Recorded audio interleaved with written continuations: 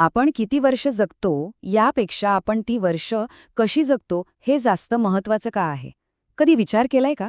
100 वर्षांच्या गोंधळलेल्या भरकटलेल्या आयुष्यापेक्षा शहाणपणाचा समजदारीचा एकच दिवस जास्त श्रेष्ठ कसं काय ठरू शकतो? अहो, हा काही फक्त मोठा तात्विक प्रश्न नाहीये. आजच्या या धावपळीच्या जगात आपल्या जगण्याचा अर्थ शोधण्याचा हा एक मार्ग आहे. आपण सगळेच जास्त काळ जगण्याची इच्छा करतो, बरोबर. पण त्या जगण्यात जर समाधान, शांती आणि स्पष्टता नसेल, तर त्या लांब आयुष्याचं करायचं काय? चला तर मग आज आपण याच खोल विचाराच्या मुळाशी जाऊया. या प्रश्नावर जरा नीट विचार करूया. खरंच असा कोणता एक दिवस असू शकतो जो 100 वर्षांच्या जगण्यालाही भारी पडेल? या प्रश्नातच आपल्या अस्तित्वाचे एक मोठं रहस्य दडलंय. हजारो वर्षांपासून मोठे मोठे विचारवंत आणि साधक याच रहस्याचा शोध घेत आले आहेत. हा केवळ वेळेचा हिशोब नाहीये, तर आपल्या चेतनेचा, आपल्या जागृत अवस्थेच्या गुणवत्तेचा प्रश्न आहे. आणि गंमत म्हणजे या प्रश्नाचं एक अगदी सुंदर, अगदी स्पष्ट उत्तर आपल्याला सापडतं एका खूप जुन्या भाषेत, पाली भाषेत. साधारणपणे 2500 वर्षापूर्वी भगवान बुद्धांच्या शिकवणुकीचं सार धम्मपद नावाच्या एका ग्रंथात एकत्र केलं गेलं. आणि याच धम्मपदाच्या 111व्या गाथेत या प्रश्नाचं उत्तर दडलेलं आहे, जे आजही तितकंच खरं आणि आपल्याला मार्ग दाखवणार आहे. यो च वत्सतं जीवे दुप्पण्यो असमाहितो एकाहम जीवितं सेयो पण्यवन्तस्य झायिनो.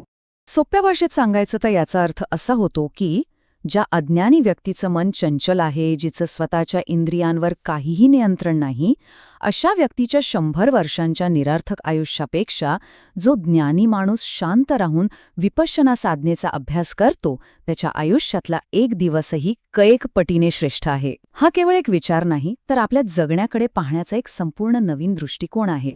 आता या गाथेतले 2 शब्द समजून घेऊया. खूप महत्वाचे आहेत. पहिला शब्द आहे दुप्पंजो.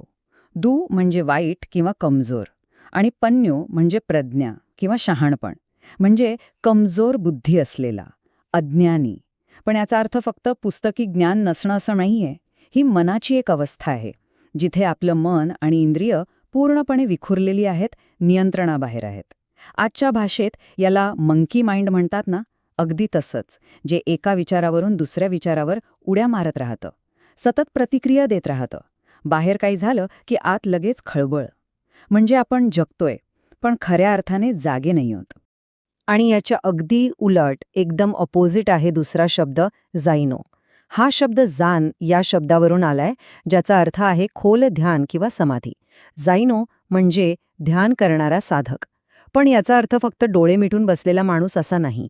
ही ती व्यक्ती आहे जिने सरावाने आपल्या मनाला स्थिर आणि एकाग्र बनवलं आहे, ज्याचं मन एखाद्या खोल, शांत तलावासारखं आहे, ज्याच्याकडे फक्त माहिती नाही तर पण्य म्हणजे खरी अंतर्दृष्टी आहे, जी गोष्टी जशा आहेत तशा पाहण्याची क्षमता देते. दुप्पण्योच्या गोंधळाच्या विरुद्ध ही स्पष्टता, शांतता आणि जागृत कॉन्शियसनेसपणाची अवस्था आहे. चला तर मग आता या गाथेमागची एक प्रेरणादायी गोष्ट ऐकूया. ही गोष्ट आहे खाणूकोंडन या नावाच्या एका भिक्खूची आणि 500 चोरांची. डोळ्यासमोर आणा प्राचीन भारतातलं श्रावस्ती शहर, तिथलं जेतवन विहार. दुपारची वेळ आहे, सूर्य तडपतोय, पण विहारात मात्र एक कमालीची शांतता आहे. अगरबत्तीचा मंद सुगंध हवेत दरवळतोय आणि शेकडो भिक्खू आपापल्या साधनेत मग्न आहेत.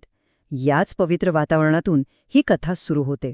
थेर कौंडण्य, जे एक वरिष्ठ भिक्खू होते, ते बुद्धांकडून ध्यानाचा एक विषय घेऊन घनदाट अरण्यात निघून जातात, एकांतवासात कठोर साधना करण्यासाठी.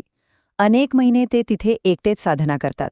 निसर्गाच्या आव्हानांना तोंड देत, मनाच्या आत चाललेल्या द्वंद्वावर मात करत ते अखेर ज्ञानाच्या सर्वोच्च अवस्थेला पोहोचतात, म्हणजेच अर्हत्व प्राप्त करतात, जिथे मनाचे सगळे विकार नष्ट होतात आणि मन पूर्णपणे मुक्त होतं. या ज्ञानाच्या प्रकाशाने उजळून निघाल्यानंतर ते विहाराकडे परत यायला निघतात. पण परतीचा प्रवास लांबचा आणि थकवणारा असतो. थकल्यामुळे ते वाटेतल्या एका मोठ्या, सपाट दगडावर विश्रांतीसाठी बसतात. आणि बसता क्षणीच त्यांचं साधनेने तयार झालेलं मन आपोआप खोल ध्यान समाधीत म्हणजे झान अवस्थेत जातं. त्यांची हालचाल पूर्णपणे थांबते. श्वास इतका मंद होतो की तो जाणवतही नाही. ते इतके स्थिर आणि निश्चल होतात की जणू काही ते त्या दगडाचाच एक भाग आहेत, किंवा वाऱ्या पावसाने झिजलेलं एखादं झाडाचं जुनं खोड. आणि त्याचवेळी जवळच्या गावातून मोठी लूटमार करून 500 चोरांचा एक गट त्याच वाटेने येतो. विचार करा त्यांच्या मनात काय चाललं असेल. सततची भीती, पकडले जाण्याची चिंता, मिळालेल्या लुटीच्या वाटणीवरून होणारे वाद, त्यांचं मन दुप्पन्न अवस्थेचं एक परफेक्ट उदाहरण असतं. कोणती निराशा असेल, कोणती परिस्थिती असेल जी त्यांना या चुकीच्या मार्गावर घेऊन आली असेल. त्यांचं आयुष्य म्हणजे सततची धावपळ, अशांती आणि अज्ञान. आणि इथेच त्यांच्या अज्ञानी दृष्टीची परीक्षा होते. चोरांनी त्या स्थिर भिक्खूला पाहिलं, पण त्यांच्या गोंधळलेल्या आणि लोभी मनाने त्यांना ते झाडाचं खोड वाटलं. त्यांची दुप्पन्यो वृत्ती, त्यांची अज्ञानी नजर त्यांना जिवंत आणि निर्जीव यातला फरक ओळखू देऊ शकली नाही. त्यांच्यासाठी ती फक्त एक वस्तू होती ज्याच्या आडोशाने आपली लूट लपवता येईल. त्यांनी आपलं सोनं, पैसे, कपड्यांची गाठोडी त्या खोडाभोवती रचून ठेवली आणि थकल्यामुळे तिथेच झोपी गेले. पहाट होते, सूर्य उगवतो आणि चोरांचा सरदार जागा होतो.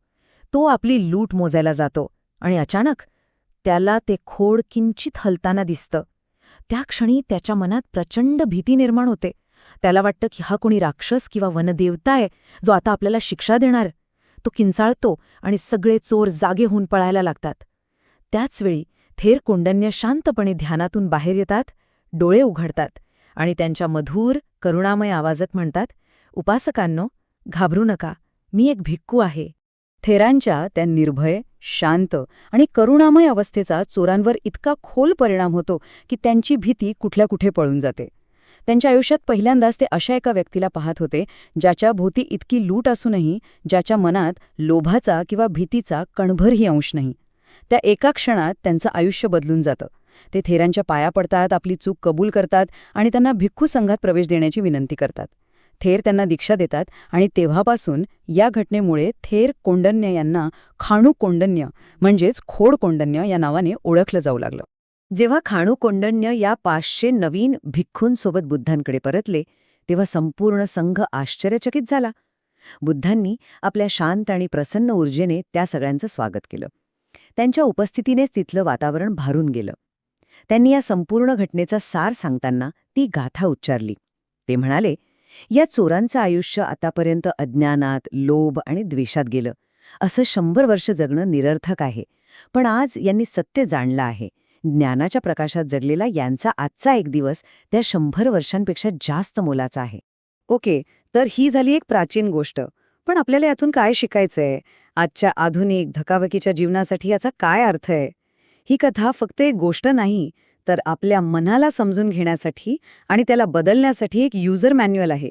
यातील तत्त्व आपल्या रोजच्या जीवनात क्रांती घडवू शकतात. अज्ञानातून ज्ञानाकडे म्हणजे दुपन्योकडून झायनोकडे जाण्याचा मार्ग खरं तर खूप सोपा आहे. फक्त 3 पायऱ्या आहेत.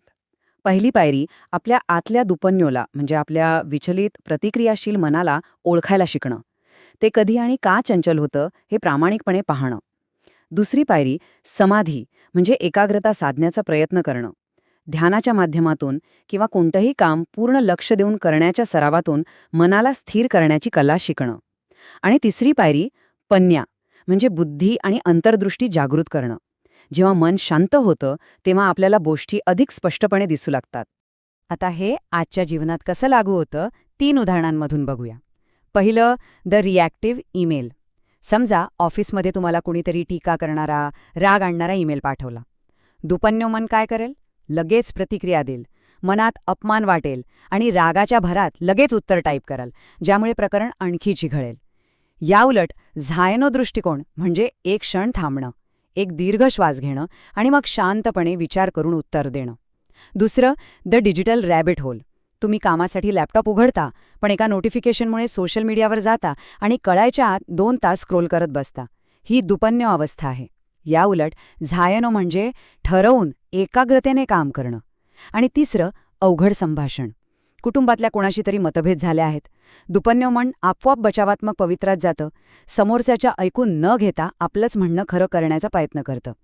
तर झायनो दृष्टिकोन म्हणजे शांतपणे समोरच्या व्यक्तीच्या भूमिकेतून विचार करण्याचा प्रयत्न करणं आणि भांडण्याऐवजी तोडगा काढण्यावर लक्ष केंद्रित करणं. चला, आता थिअरी खूप झाली, थोडं प्रॅक्टिकल करूया. आपण ह्या ज्ञानाला प्रत्यक्ष कृतीत उतरवण्यासाठी एका छोट्याशा पण अत्यंत प्रभावी सरावाकडे वळूया. याला आपण प्रॅक्टिस लॅब म्हणूया, जिथे आपण हे तत्त्व स्वतः अनुभवू शकतो. ह्याला आपण खाणू कोंडण्या साधना किंवा खोड साधना म्हणूया. दिवसातून फक्त 5 मिनिटांसाठी एक शांत जागा शोधा.